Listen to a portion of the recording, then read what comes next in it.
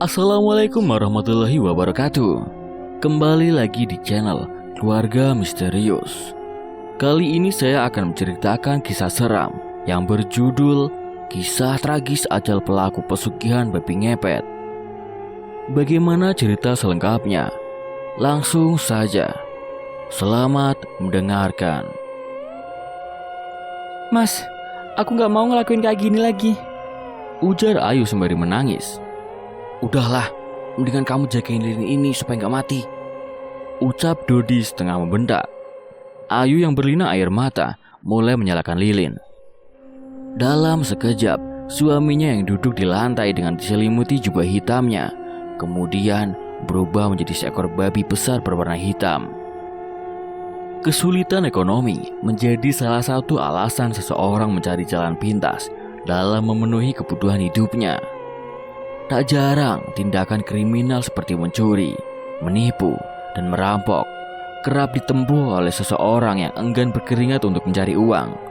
Namun, tindakan kriminal bukan satu-satunya jalan yang bisa ditempuh seseorang yang telah putus asa. Sebab tindakan tak terpuji lainnya yang dilarang agama juga kerap dilakukan. Salah satunya adalah jalan pesugihan babi ngepet. Sudah 7 kali Dodi dan Ayu melakukan pesugihan babi ngepet, dan ini adalah upaya mereka yang ke-8. Adapun percobaan pertama mereka lakukan karena desakan ekonomi. Awalnya, baik Dodi maupun Ayu tidak memiliki pikiran sama sekali untuk melakukan pesugihan babi ngepet. Ayu sudah terbiasa mengurusi pekerjaan rumah, dan Dodi bekerja di sebuah pabrik baterai yang berada di kota mereka tinggal.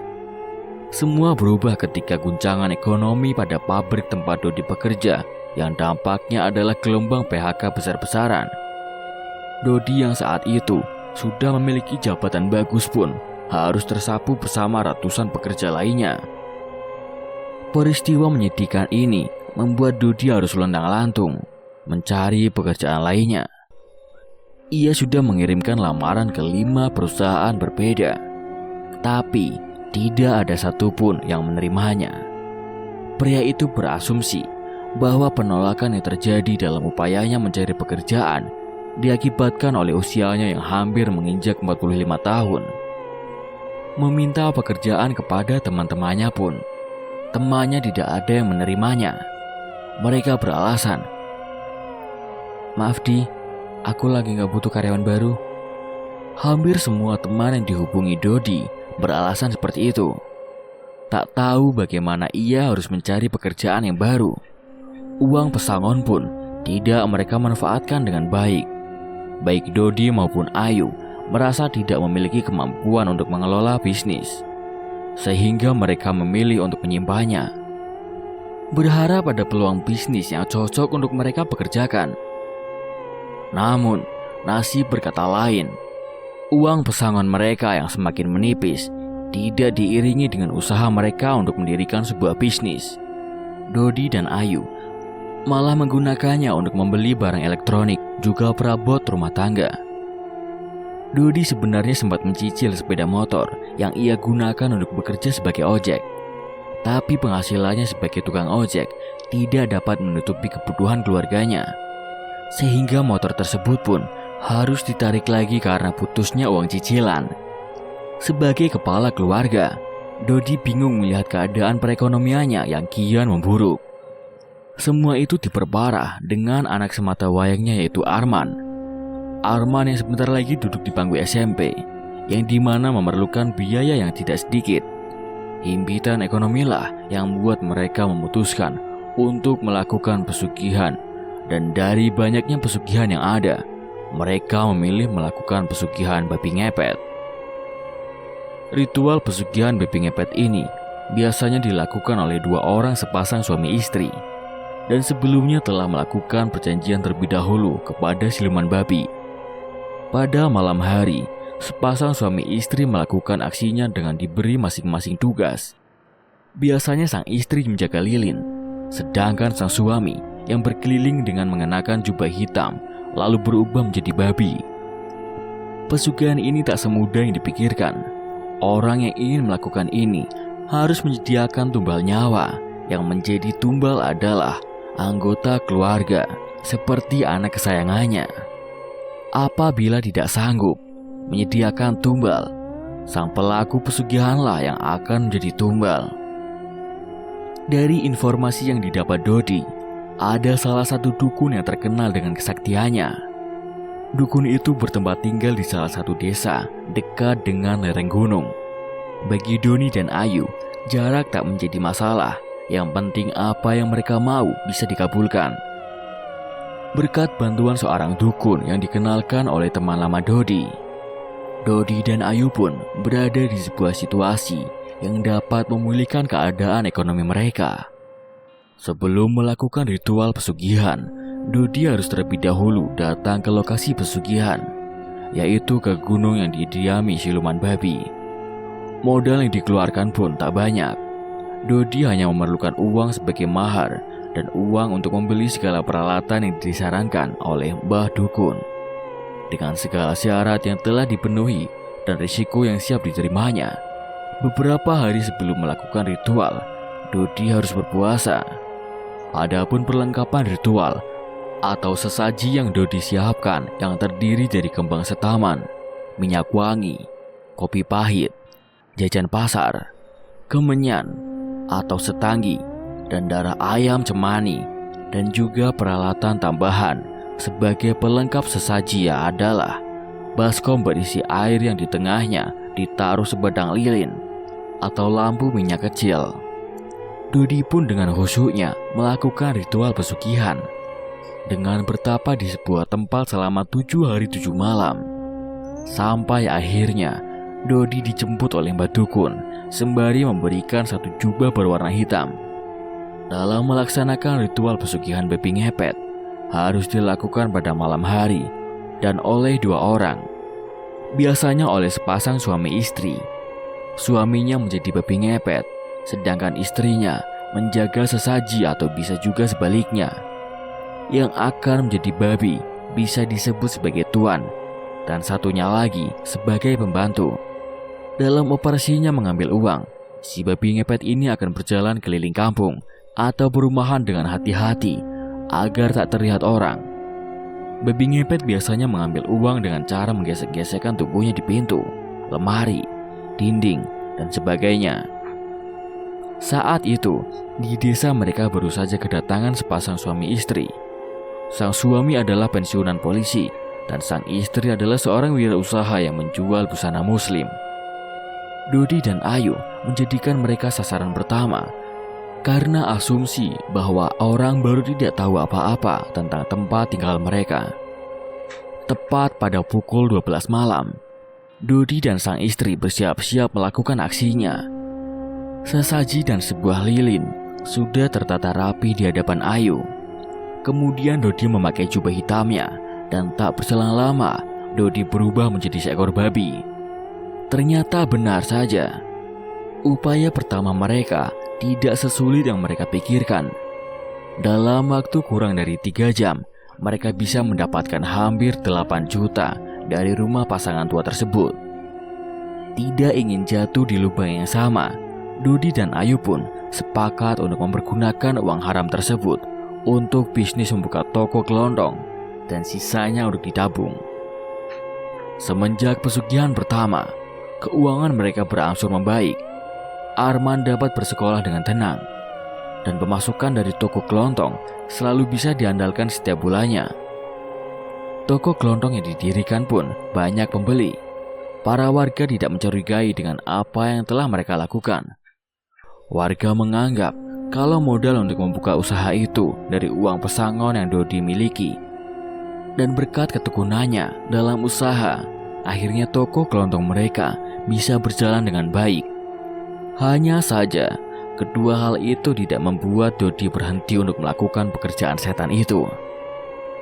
Sebelumnya mereka sepakat bahwa mereka akan berhenti ketika keadaan mereka membaik. Tapi kenyataannya, Dodi semakin rajin melakukan ritual babi ngepet dengan alasan menjadi babi tidak sesulit bekerja di pabrik atau merintis usaha. Dodi yang sudah gelap mata sudah terhasut rayuan iblis, tak mau mendengarkan apapun yang diucapkan istrinya itu.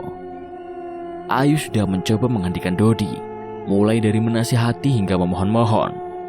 Hanya saja, upaya yang sudah ia lakukan berkali-kali dibalas oleh pukulan atau tendangan berkali-kali. Tak jarang Ayu menjaga temaram lilin dengan keadaan berlinang air mata. Seperti malam ini, ia sudah tidak tahan dengan perlakuan Dodi terhadapnya. Meski ia sungguh menyayangi keluarga kecilnya itu, tak menghiraukan risiko, hampir setiap hari Dodi selalu berkeliling kampung mencari mangsa. Bahkan tak hanya di kampungnya saja, tapi Dodi berkeliling sampai ke kampung-kampung sebelah. Tepat sebelum melakukan aksi pencurian uang, Dodi terlebih dahulu menutup seluruh badannya dengan kain hitam yang telah diberi mantra-mantra sebelumnya. Sang istri yang menjadi pasangannya berperan sebagai penjaga lilin. Lilin yang dijaga diusahakan jangan sampai mati. Dodi tiba di rumah sasarannya, rumah Ibu Jamilah. Ia mengincar rumah tersebut karena baru genap 2 bulan ia ditinggal wafat oleh suaminya tanpa seorang anak. Hanya ada seorang asisten rumah tangga yang setia menemaninya. Dodi mulai menggesek-gesekkan hidung ke pagar rumah Ibu Jamilah yang tingginya 1,5 meter. Entah bagaimana caranya, dengan menggesek-gesekkan hidung ke pagar rumah sasarannya, uang si pemilik rumah otomatis berpindah ke hadapan Ayu. Di hadapan Ayu, uang pecahan 100.000 berserakan. Tapi wajahnya sama sekali tidak menunjukkan kebahagiaan. Ia memikirkan keselamatan Dodi dan perasaan anak sematawayangnya Arman. Jika tahu bahwa semua yang dimilikinya adalah hasil dari pesugihan. Sampai singkat ceritanya, sudah 1 tahun lebih Dodi melakukan ritual pesugihan itu. Tak ada raut ketakutan maupun kekhawatiran akan kedepannya. Kehidupannya pun sudah berubah. Rumahnya yang dulu hanya 2 petak kamar, sekarang sudah berubah besar. Aset-aset yang dimiliki pun sudah tersebar luas. Bahkan usaha toko kelondongnya sudah mempunyai cabang yang tersebar di berbagai kecamatan di daerahnya. Arman, si anak sematawayangnya itu, difasilitasi dengan barang-barang yang harganya fantastis. Berkat ritual pesugihan yang ditekuninya, Dodi menjadi orang kaya yang dihormati oleh warga desa.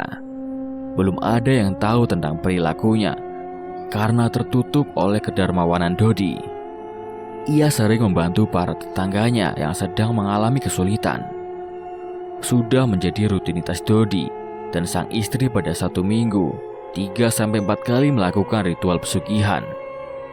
Mulai beroperasi dari jam 12 malam sampai jam 3 pagi. Malam itu tepat malam Jumat Kliwon. Dodi berencana beroperasi mulai jam 11 malam. Awalnya, Ayu sebagai istri menyarankan agar malam Jumat ini istirahat, tidak usah beroperasi. Lagian hasil yang kemarin didapat pun sangat banyak.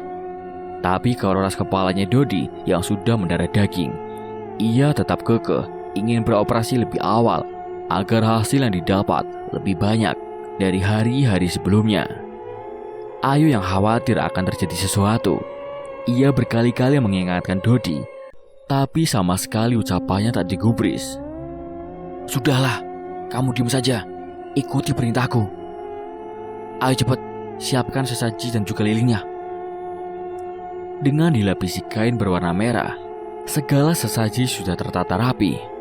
Tak mau buang-buang waktu, Dodi segera memakai jubahnya dan berubahlah menjadi babi ngepet. Kali ini, sasaran yang dituju adalah rumah salah satu warga yang beberapa hari lalu melangsungkan pernikahan. Di sebuah rumah yang menjulang tinggi dan berhalaman luas itu, Dodi mulai melancarkan aksinya. Saat sedang asik menggesek-gesek pagar, ada cahaya yang menyilaukan penglihatan Dodi. Dalam wujud babi, ia terperanjat karena cahaya tersebut tidak beranjak, pertanda bahwa ada seseorang yang memperhatikannya. "Babi! Ada babi!" teriak seorang pria di atas sepeda motornya. Dodi tidak dapat melihat jelas wajah pria tersebut karena ia panik dan memutuskan untuk melarikan diri. Melihat seekor babi berlari ketika diteriaki, membuat si pengendara motor berpikir bahwa yang ia lihat bukanlah babi biasa. Ia kemudian memacu sepeda motornya untuk mengejar Dodi. Ia pun sambil berteriak untuk memberitahukan bahwa ada babi ngepet. "Babi ngepet! Ada babi ngepet!" Teriakan tersebut cukup keras untuk didengar sebuah desa yang setiap malam diselimuti keheningan. Warga pun kaget atas peringatan itu dan spontan mengambil benda yang ada di sekitarnya untuk menghajar Dodi yang lari kocar-kacir. Lilin yang dijaga pun tergonjang-ganjing. Ayu sang istri pun sangat khawatir dan berusaha semaksimal mungkin agar lilin itu tidak mati. Sampai pukul 1 malam, Dodi sampai di rumah dengan keringat dingin membasahi tubuhnya. Alhamdulillah mas, kamu sampai rumah dengan selamat. Untung saja aku berlari cepat. Tadi ada salah satu warga yang melihatku, ujar Dodi dengan nafas rengah-engah. Tak sampai di situ saja, Dodi tak kapok dengan kejadian itu. Malam selanjutnya, Dodi kembali lagi beroperasi. Kali ini di rumah Pak RT yang memang terbilang kaya. Sementara beberapa warga sudah ada yang curiga dengan adanya babi ngepet di desanya. Tanpa sepengetahuan Dodi, ada salah satu warga yang melihat Dodi menggunakan jubah warna hitam mendekati rumah Pak RT dan melakukan ritual untuk berubah menjadi babi ngepet. Dan ada salah satu warga yang dengan gesitnya memanggil Ustadz. Warga itu melihat ada bayangan hewan yang tak biasa dilihatnya. Berusaha menajamkan penglihatannya sampai ada seorang warga menggunakan motor metik warna merah memasuki lingkungan warga dan menyorot ke arah babi tersebut. Dari sini, warga telah bersembunyi sambil telanjang, kemudian mendapatkan instruksi dari Ustadz yang berperan sebagai komando penangkapan untuk segera meringkus babi ngepet tersebut. Penangkapan hewan yang dipercaya babi ngepet menghebohkan masyarakat. Penangkapan babi ngepet dilakukan dengan petunjuk seorang ustadz. Dini hari sekitar pukul 00.30 waktu Indonesia Barat. Beberapa orang telanjang agar bisa menangkap babi ngepet tersebut. Memang dengan cara telanjanglah bisa menangkapnya. Karena itu syaratnya. Sebelumnya warga sempat menangkap dengan cara tidak telanjang, akan tetapi gagal. Tanpa membutuhkan waktu lama, warga pun berhasil menangkap babi ngepet dan segera dimasukkan ke dalam kandang yang sudah disiapkan. Kesempatan Dodi untuk bisa melarikan diri semakin kecil karena ia melihat jumlah warga yang mengejarnya semakin banyak dan beberapa di antaranya membawa tali dan senjata tajam. Dodi tak tahu harus berlari kemana. Ia hanya mencoba mencari jalan yang sekiranya tidak ada orang. Meskipun begitu, upayanya untuk menghindar dari amukan warga harus gagal karena tembakan dari senapan angin. 2 butir peluru yang menembus paha membuatnya tumbang. Dalam wujud babi, Dodi diikat dengan keadaan babak belur. Ia lalu diarak menuju kantor kepala desa. Apa yang Dodi lihat sekarang mungkin adalah waktu-waktu terakhirnya, termasuk waktu terakhir bagi dirinya untuk melihat istri dan anaknya. Mereka pergi membawa 2 tas dan 3 bungkusan besar tanpa ia bisa memanggilnya. Setelah babi tertangkap, warga dibuat kaget melihat tubuh hewan itu menyusut. Ditemukan pula sebuah kalung yang melingkar pada tubuh babi. Tatkala tubuh babi menyusut, kalung itu terlepas. Ritual pesugihan babi ngepet yang Dodi lakukan diketahui warga. Dan seusai dengan perjanjiannya, jika Dodi diketahui warga, maka ia yang harus menerima akibatnya. Saat itu juga, nyawa Dodi sudah tiada. Ia meninggal dengan kondisi yang sangat mengenaskan. Istri serta anaknya Dodi pun diusir oleh warga dengan meninggalkan semua harta benda yang dimilikinya. Kita sebagai umat manusia patutnya banyak berdoa kepada Yang Maha Kuasa agar selalu dijauhkan dari hal-hal yang berbau mistis seperti pesugihan babi ngepet ini. Sekian kisah tragis ajal pelaku pesugihan babi ngepet. Nantikan video-video seram yang lainnya hanya di Keluarga Misterius. Sampai jumpa. Wassalamualaikum warahmatullahi wabarakatuh.